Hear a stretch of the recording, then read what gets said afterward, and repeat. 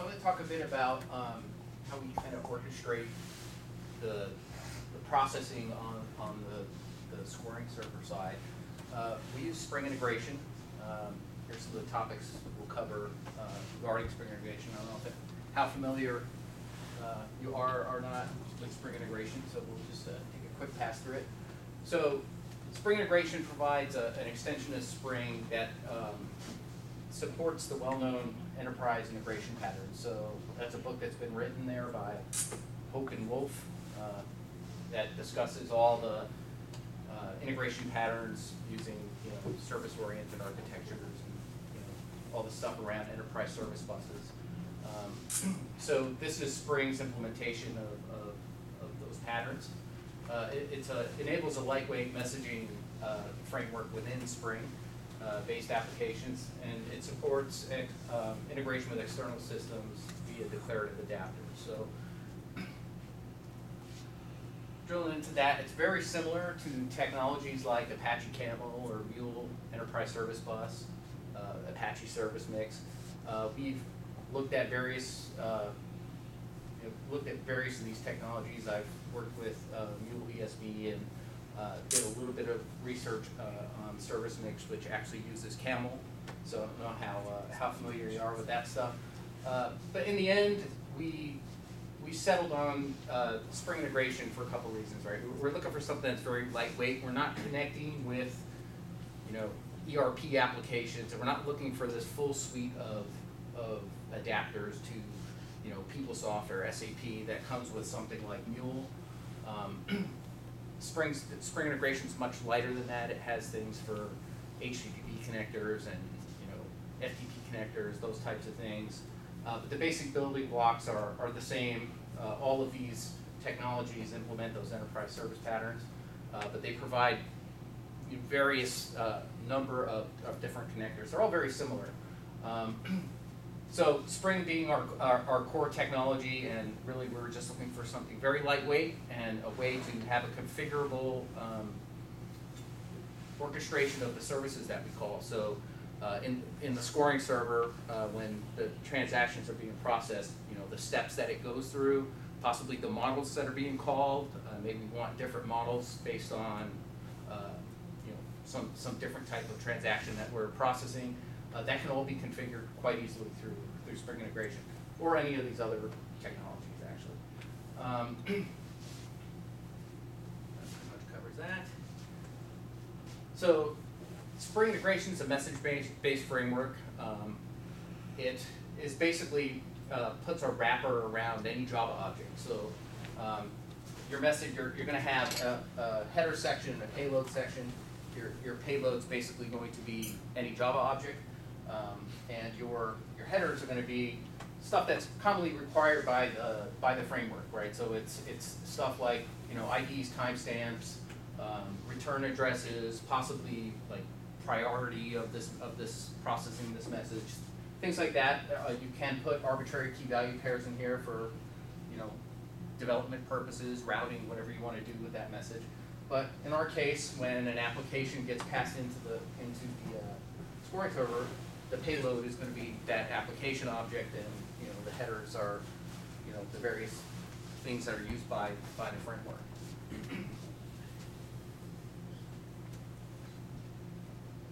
So message channel. So a message channel in Spring integration, this represents the pipe of a pipe and filters architecture, right? So you basically have a producer sending messages and a consumer that consumes the messages, and the channel here is what connects the two, and it really provides that layer of abstraction between it, decouples the message from the producer and the consumer.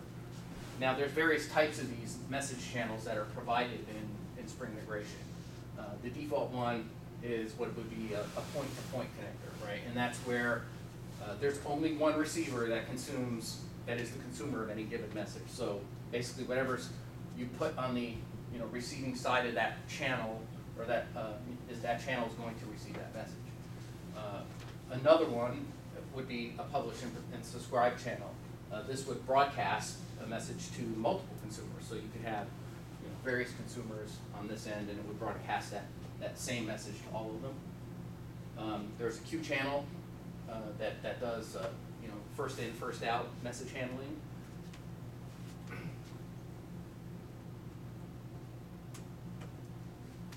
So a priority channel is another one that they provide, which allows it to be ordered within the channel based on a priority. Now, that priority is typically going to be in the header part of the message. A rendezvous channel, this is where the sender is going to block until the consumer invokes the receive method on the caller. There's a direct channel, which is synchronous execution, and this thing does round-robin load balancing across the subscribers. So if you have the channel and then you have multiple subscribers, it'll synchronously it'll make synchronously pass that message, but it'll do it in a round-robin fashion. Executor channel is similar to this, but it does asynchronous execution. It still does the round-robin load balancing. However, you cannot do. It doesn't support transactions spanning the sender and receiving handler. And we don't use a lot of these, but I just wanted to kind of review what comes with SCRUM integration in a box. A message endpoint. This is the filter of the Python filters architecture. This connects application code to the messaging framework. So it's similar to a controller, right? This really is, in MVC, it would be very similar to a controller. And there are several of these that it provides. So the first one would be a transformer, right? So this is where this will convert a message, its content, to something else. You may pass in XML and it may convert it to a string or vice versa. And typically you would front end this. This would be on the front end. As a message came in, you would convert it possibly from a string to XML or something like that, and then keep passing it along. A filter, this determines whether a message should be passed to an output channel. So example, check for a particular payload, content type, a property value, or the presence of a header. So this is really doing types of routing and filtering of the message inside the bus. A router. So a router is responsible for deciding what channel should receive the channel or channels. So it could be one or many would receive the message next, based upon the payload content and or header content. You could also have custom code that decides how to route, or use Spring EL. I think Ray added those two words. What?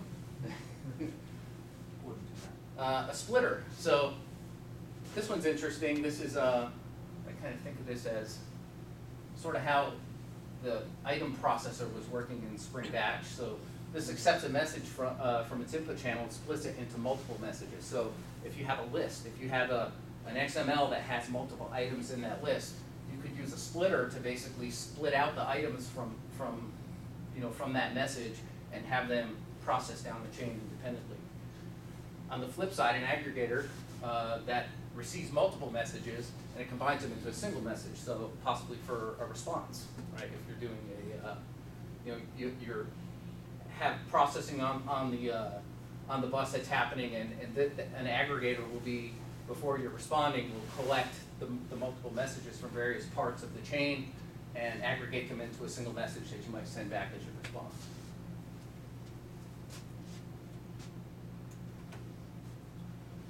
The service activator. So this guy's our workhorse. This guy is basically, it's a generic endpoint used for connecting a service instance to the messaging system. Really just kind of an interface that you implement that calls, and then you provide the service implementation for that.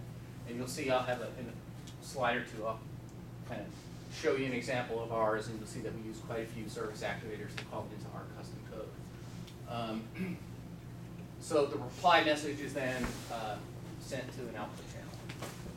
A channel adapter, this is an endpoint that connects a messaging channel to some other system or file transport. So you use a channel adapter if you want to send it to, send the message through an HTTP request or put it on a JMS queue, etc.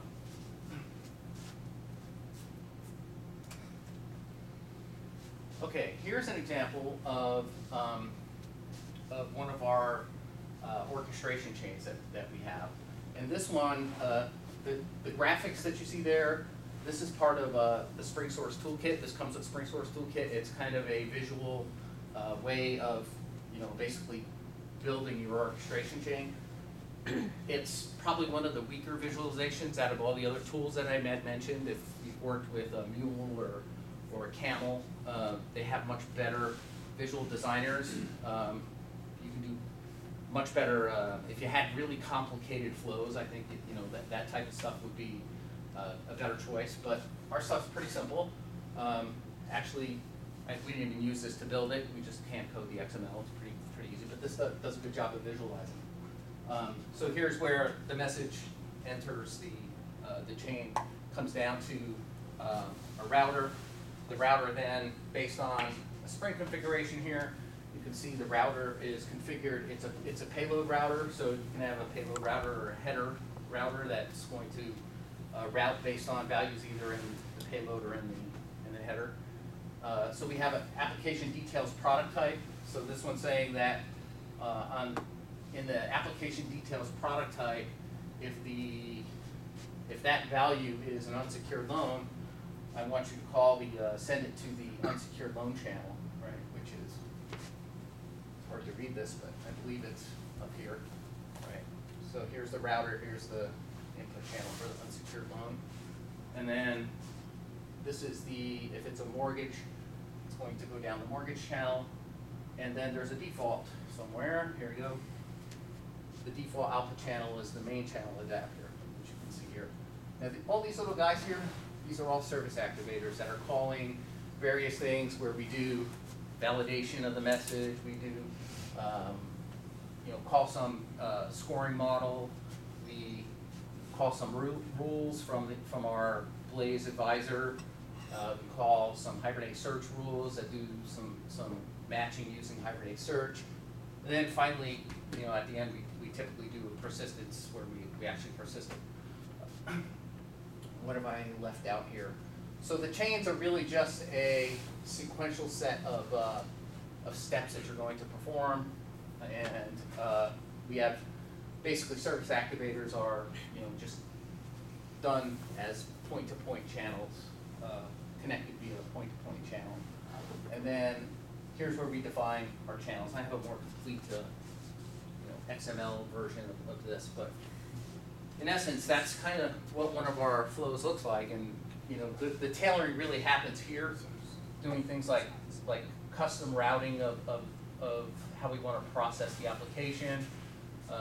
We have some scripting hooks that that Spring Integration allows to, if you want to plug in a JavaScript or Ruby script or something like that, put it in here, and I have an example of that where you can very easily, without having to modify Java code, just hook in, write some scripting, and actually work with the application as it got passed in or the header.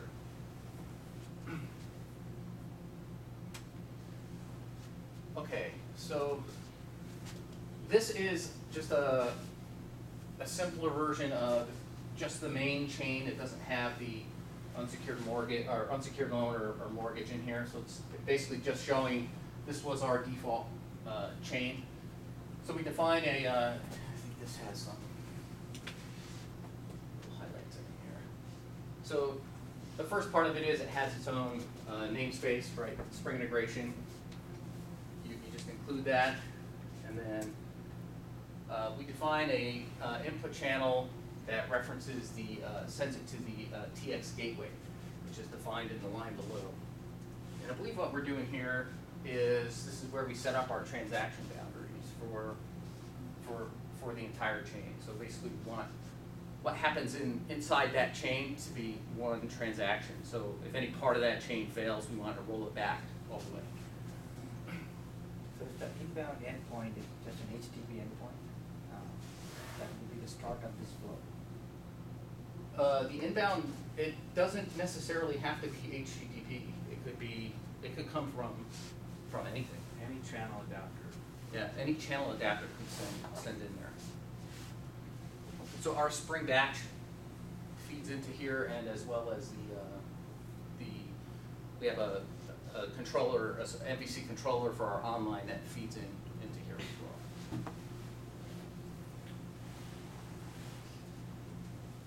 Okay, so the default request channel, this is the main input TX, and that's just showing you that that is going to be what is the main input channel for the chain, right? And then the chain is just a series of these service activators that do various actions. It's really nice because you just kind of, each little step in the chain has a very specific function, and it really allows you to keep your code decoupled. So this one does an existing application merge service adapter. So if you send an application in, we basically check to see if it's there already. If it's there, we want to update that application rather than insert it as a new one. So that's what that particular step does. Next thing, we do validation. This one does matching rules, and you can see the classes that implement these various service adapters. And they're very simple. It's just one interface that you implement. It's real simple stuff.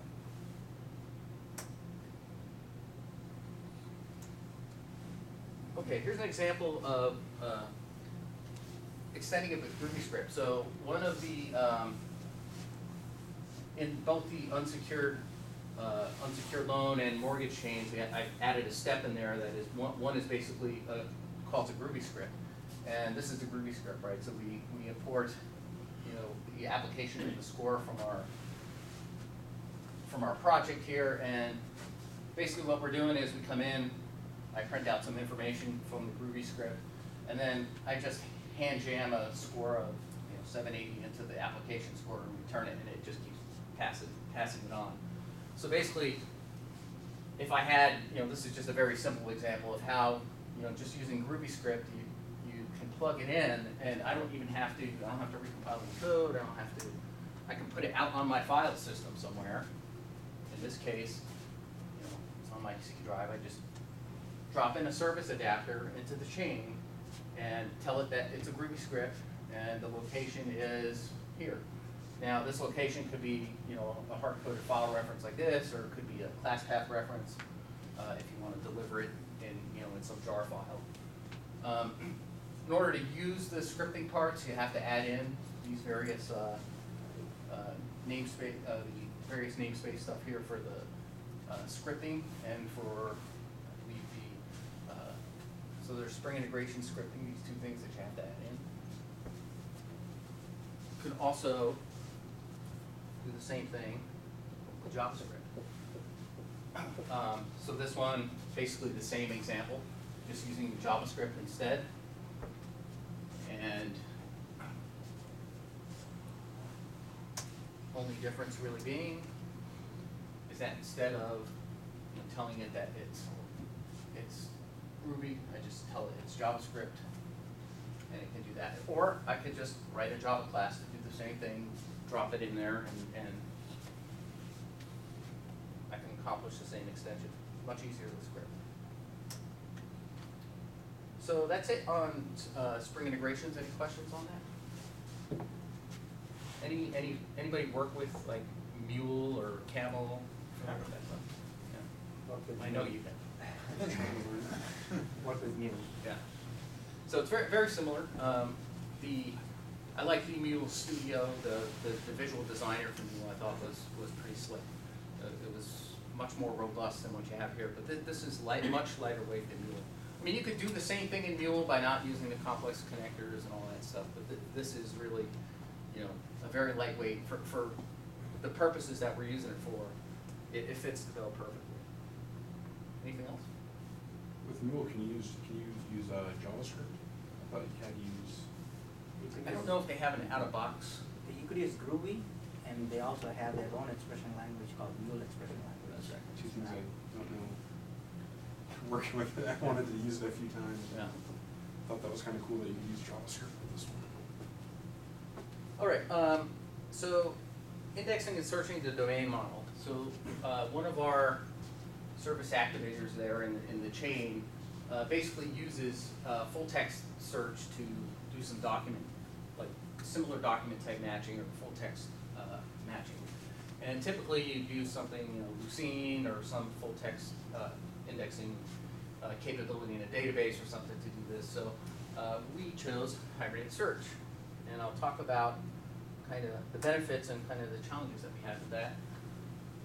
So Hibernate Search brings the power of full text search engines to the persistence domain by combining Hibernate with the capabilities of Apache Lucene.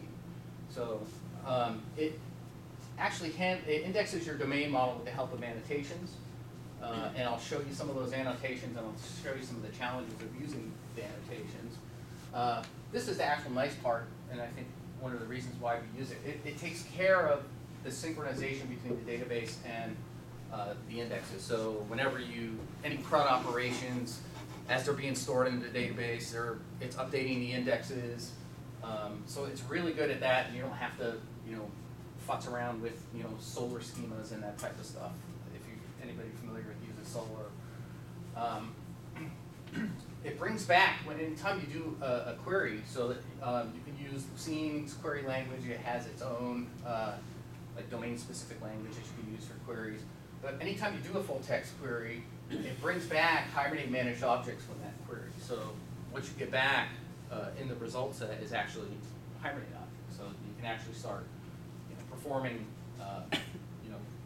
operations on that in your Java code. It works well in both clustered and non-clustered mode. This has got some interesting challenges doing it in clustered mode that we'll talk about. And provides synchronous and asynchronous index updates. So this allows you to, if you're concerned with performance of, your transaction, you may want your indexing to be asynchronous and go ahead and return and let the indexing happen on its own. Have you had problems with the Lucene indexing? Any anomalies? Not that I've seen yet. I'll talk about some of the challenges we had, but not, I don't know, maybe a slide or two might answer that question. Okay, here's an example of the annotations. So basically, a very simplified example, but we have an application object here that has a set of applicants, okay, and the applicant object is defined over here. You see that we annotate the application class as indexed. And by doing that, what it's going to do is it's going to create a Lucene index for you based on the class name, right? So in your indexes folder, there'll be some application index that maps to.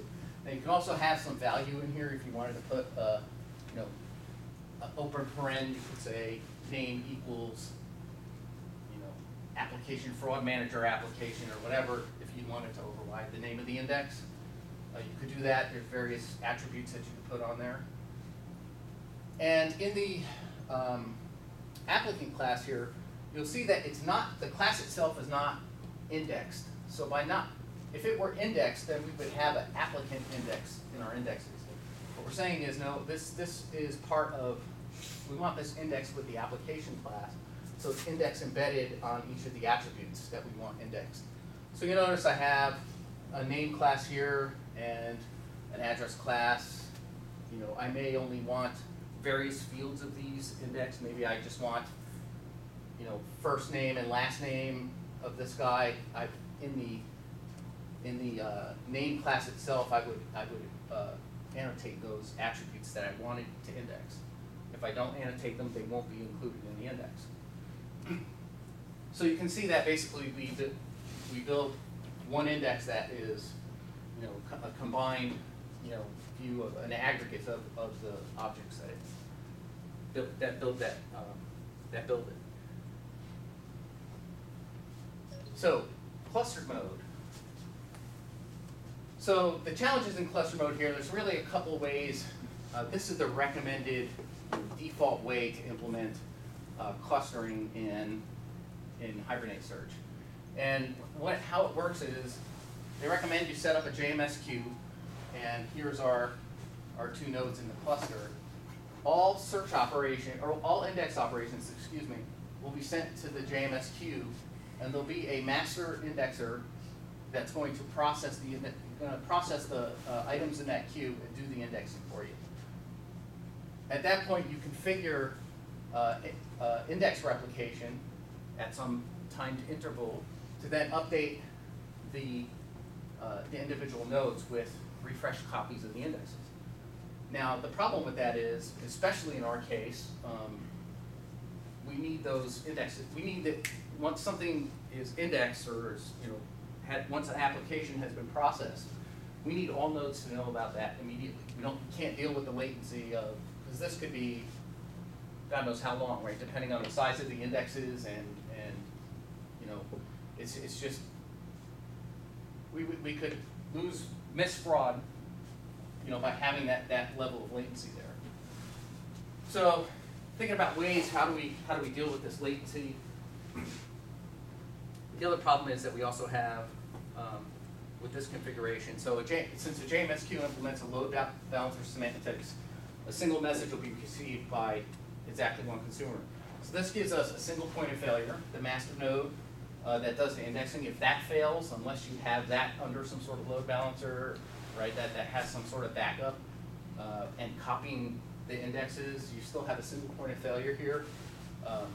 And secondly, the latency, as I explained, the slave nodes need refreshing of their local indexes after a fixed period.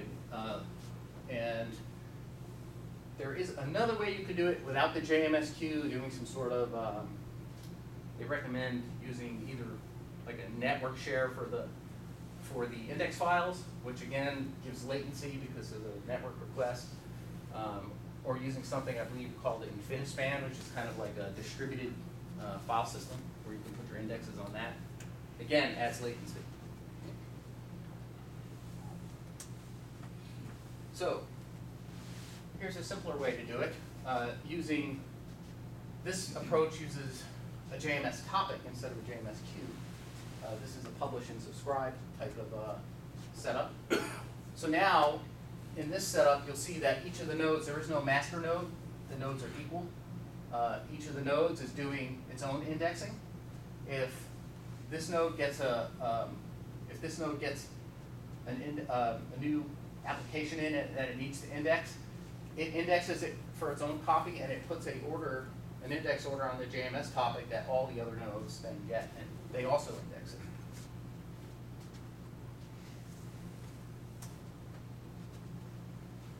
So again, summarizing that, a JMS topic implements publish and subscribe. When you publish a message, it goes to all the subscribers. So all the nodes are equal, and when a new item is indexed on one node, it gets replicated to the other nodes through the topic.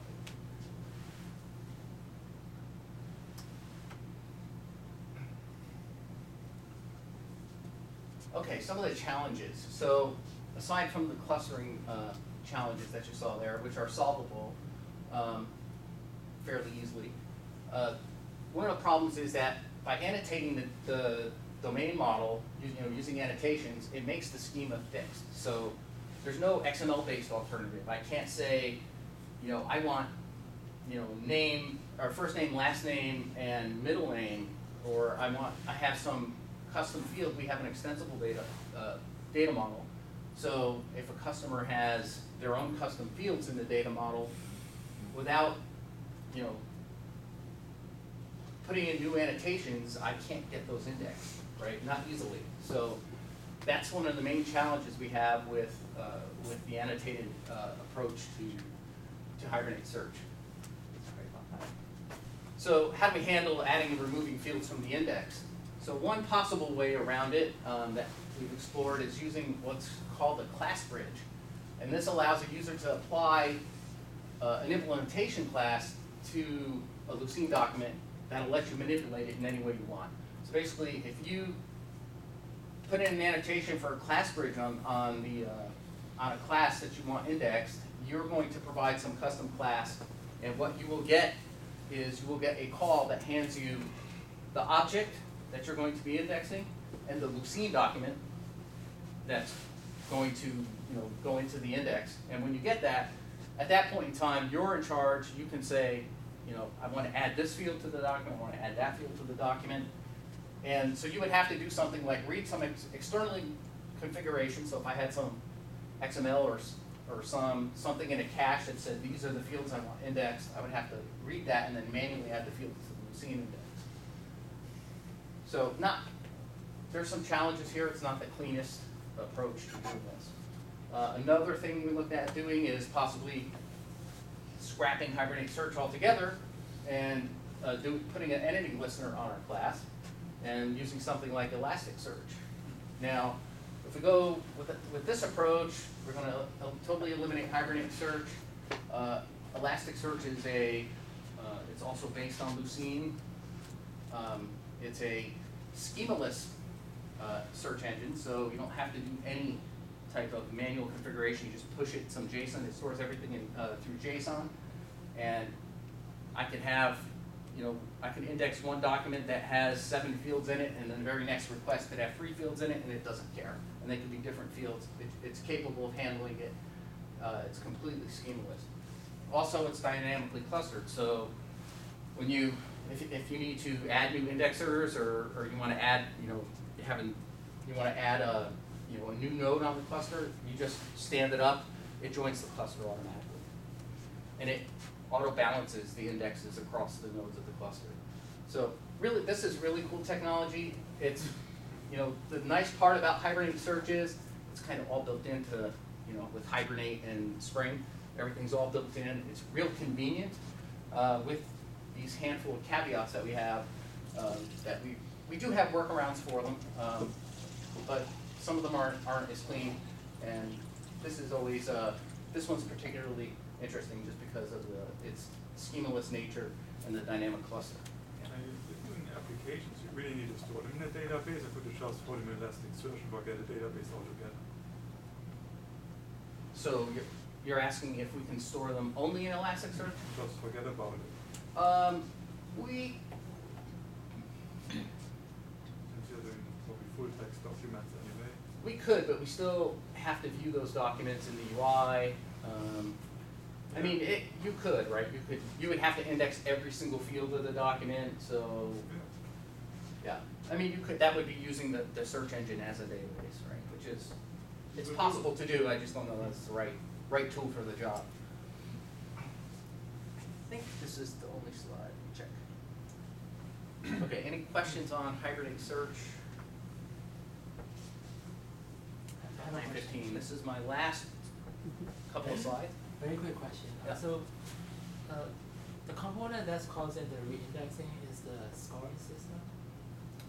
Yeah, well, it hooks into Hibernate. So anytime, with Hibernate Search, anytime you do a CRUD operation on, some Hibernate managed object, if it's flagged as indexed, it will then go through the annotations and decide what, which fields it needs to update in the index.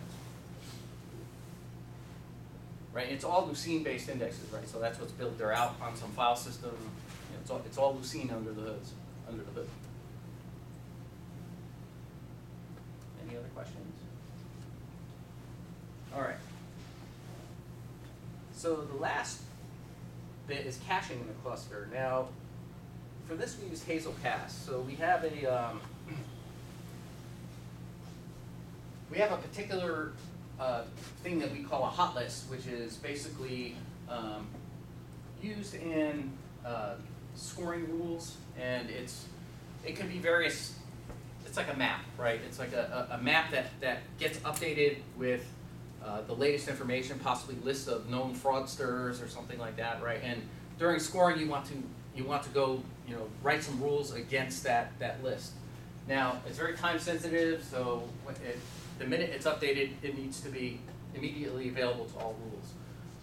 So for this, we use Hazelcast. And Hazelcast, so it's an open source clustering, highly scalable data distribution platform for Java. So what's that mean?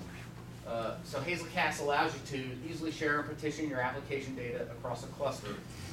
And it's a peer-to-peer solution, so there's no master node. Every node is a peer, and there's no single point of failure. And we'll get into some of the ways you can configure it. You can use either TCP-based definition of all the nodes in a cluster, or it can use multicast. So Hazelcast will help you when you need to share data or state among many servers. Right? An example of that is web session sharing. Right? You have session information that you want to state information that you want to share across sessions, that's a good spot to put it. Cache your data, so it's a distributed cache is kind of how we're using it. So for clustering your application, providing secure communication among servers, partitioning in-memory data, distributed workload on many servers. I'll show you the classes that implement that. Parallel processing and fail-safe data management. So what it provides is distributed data structure. So all the Java util collection stuff, so queues, sets, list, map, there's a distributed version of that.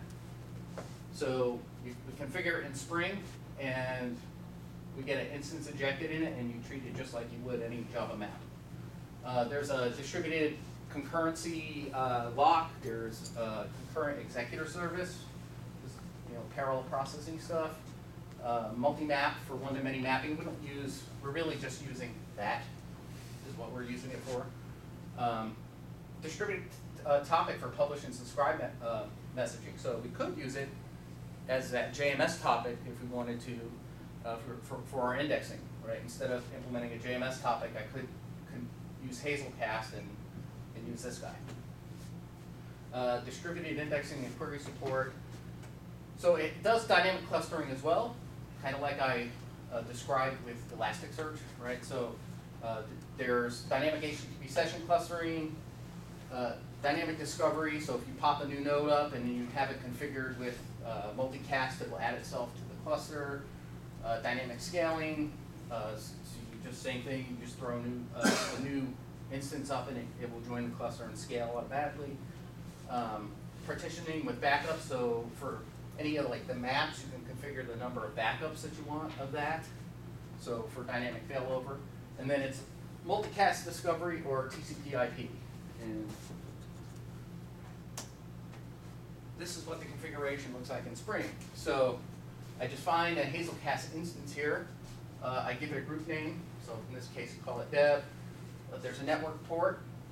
That is the default port for the Hazelcast instance, and I can tell it whether I want it to auto increment or not. So what happens here is when the server starts up, if it cannot acquire 5701, it'll try 5702, 5703, 5704 until it finds an available port. So this actually shows two different ways. You'll notice multicast enabled is false. So if you wanted to configure it for multicast, you would set this to true.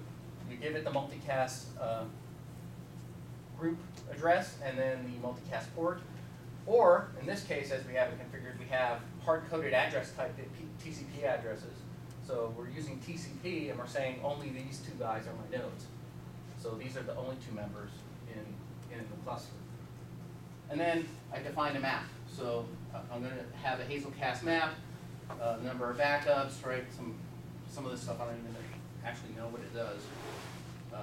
But the number of backups, the max size, there's eviction policy if you're using it for caching, right? You want it to evict stuff. There's various policies for evicting stuff out of the map. And so that's the overall Spring configuration for it. And then to use it, it's really pretty simple. So once you have it defined, this is our hot list service. And you'll see really the points of interest here are we're injecting the Hazelcast instance that we defined in the Spring config. And then this is just a interface to a map of string and hot list. Okay, and then so how our hot list works is it's basically we want a cached read. So every time we want to access something out of out of the hot list, we don't want to run to the database to do it. We don't want that latency, right? And we want to be able to get it immediately out of the cache. So what we do is once the object is constructed, the first thing we do is take all our hot lists and do a Hazelcast put into the map. So now at initialization time, when Spring creates this, it's going to automatically populate with all the instances of hot list. So if I create a hot list now, I'm going to do an entity manager persist, which will save it to the database, but I'm also going to put it in the map so that the cache gets immediately updated. And then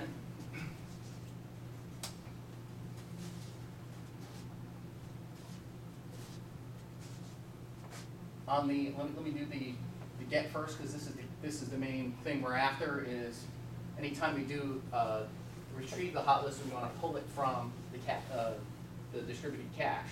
So we do just a get out of Hazelcast to get it. Actually, if we don't find it, which should never happen, but we do fail back and try and get it out of the database in that case. Remember now, this is in a cluster, so if I update the hot list, it's going to automatically be available to all nodes on the cluster immediately. The update itself, you'll see when we come into the update here, we have to do an entity manager merge because what's in the cache is actually detached. It's a detached object from, in Hibernate.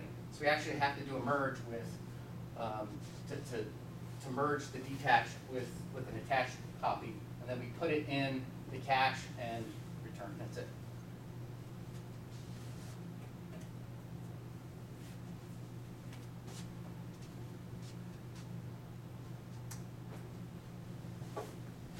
So before I get to this slide, any questions on Hazelcast? I have a question.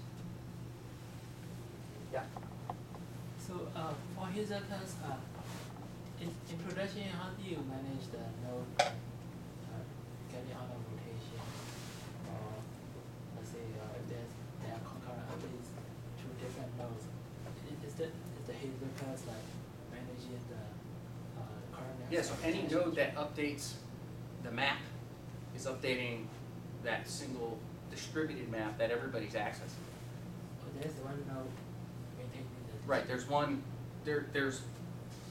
one distributed map that all the nodes are accessing, right? And that's what we configured in the, it could be distributed through a cluster, but it's still virtually, as far as the application is concerned, it's one map. And you deal with it just like you deal with any Java, hash map or just like that. It's just a get and a put. Is there anything that you have to care about taking nodes out of rotation in production? Not that I've seen yet, so I have not come across, any need for that yet. So how do you upgrade Hazelcast itself? So Hazelcast is incredibly easy. It's a single jar file that you just drop in and use. So that's all it is, right? It's that easy to use. I mean, it really required, we're up and running with it within a matter of maybe an hour. You just drop the jar file, put it in your Spring config, and it's there. Right, and in production, I'm assuming you have some sort of maintenance window where when you need to drop a new version of that jar file, well, how do you do that? Of the Hazelcast jar file, well, you'd have to just either shut down. I mean, this would be an application upgrade, right? This is it's a jar file that we include in all our jars that we deploy, right? So there's no hot swapping of that jar, right? You'd have to take a node down, start it back up. But you don't need a maintenance window because you have all these nodes. Right. I don't know what would happen if you had you're doing. I don't know why you'd need a version upgrade of Hazelcast. I don't know why you'd need to do that other than we're delivering a whole new version of the app and there's going to be an upgrade.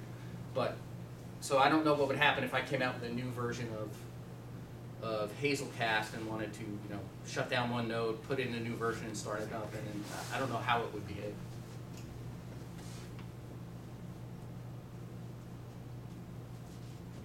But very easy to use. I recommend you take a look at it. It's pretty slick. Okay, so in summary, by leveraging open source technology like the ones we've discussed, and we talked about most of them that we use, there's actually a handful of others that we also use.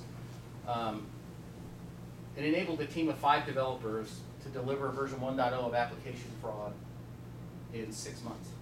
So not only that, but we delivered in our first version in the beginning of January, and we've already got paying customers on that version. So within 6 months' time, 5 guys, bang, we got money coming in the door. It's actually the first organically grown application at FICO in almost 10 years. So FICO's been doing a bunch of acquisitions, but they actually haven't done organic development, and there was a lot of skeptics that didn't think we could do it. And there's a lot of people with their jaws dropped right now. So the same technology here that you see for, you know, the orchestration, the Spring integration, Spring batch, all that stuff is now being used to bootstrap another project that we're bringing online, hopefully mid-year.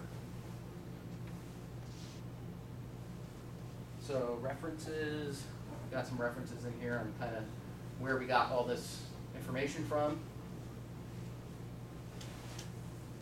And I think that's it.